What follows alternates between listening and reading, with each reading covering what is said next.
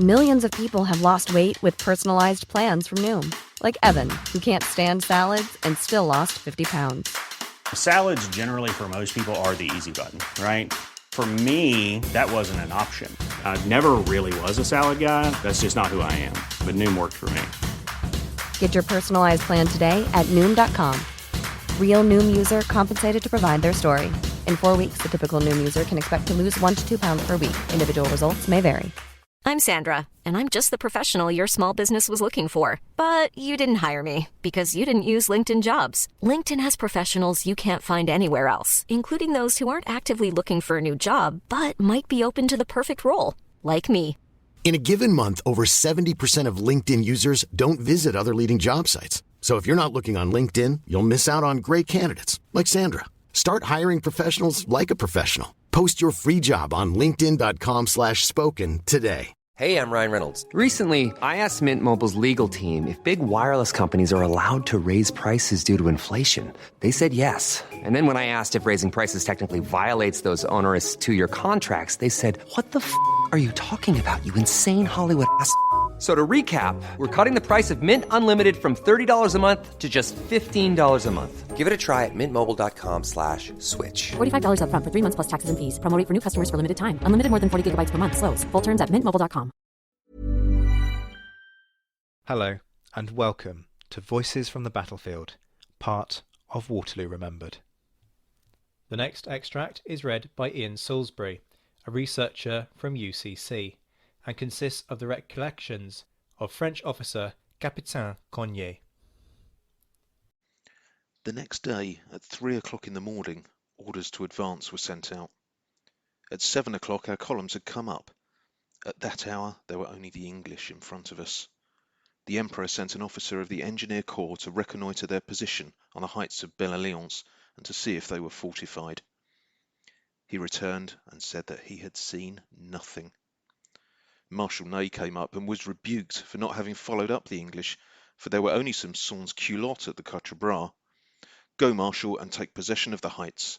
The enemy are backed up against the woods. When I receive news from Grouchy, I will give you the order for the attack."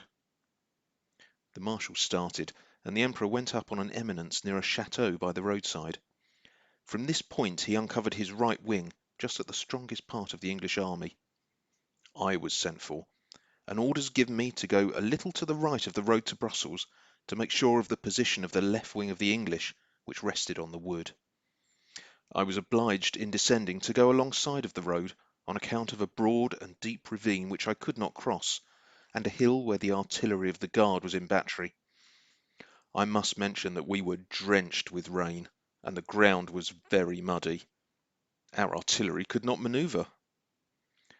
I passed near them, and when I came in front of that immense ravine, I saw some columns of infantry closely massed in the lower part of it. I crossed it, going a little to the right, and came upon an isolated barrack a little way from the road. I stopped to look. On my right, I saw some large rye fields, and their pieces in battery, but no one was moving. For a moment I did a little swaggering. I went near the rye fields and saw a body of cavalry behind them. I had seen enough of them. It appeared that it did not suit them to see me come near. They saluted me with 3 shots from their cannon. I went back to tell the Emperor that on the right their cavalry was concealed behind the rye fields, their infantry masked by the ravine, and that a battery had fired on me. The Emperor gave orders for a general attack. Marshal Ney performed prodigies of courage and daring. This intrepid marshal had in front of him a formidable position. He could not take it. Every few moments he sent to the Emperor for reinforcements so as to finish the work, he said. At last, in the evening, he received some cavalry who put the English to rout, but without positive success. One more effort and they would have been overthrown in the forest. Our centre was making progress.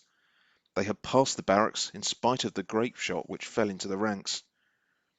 We knew not the misfortunes which awaited us. That was Ian Salisbury reading the recollections of Capitaine Coignet, and you can follow Ian on Twitter at @AshenGround. Stay tuned to the Napoleon Assist, where more instalments of the Voices from the Battlefield series will be released throughout the day.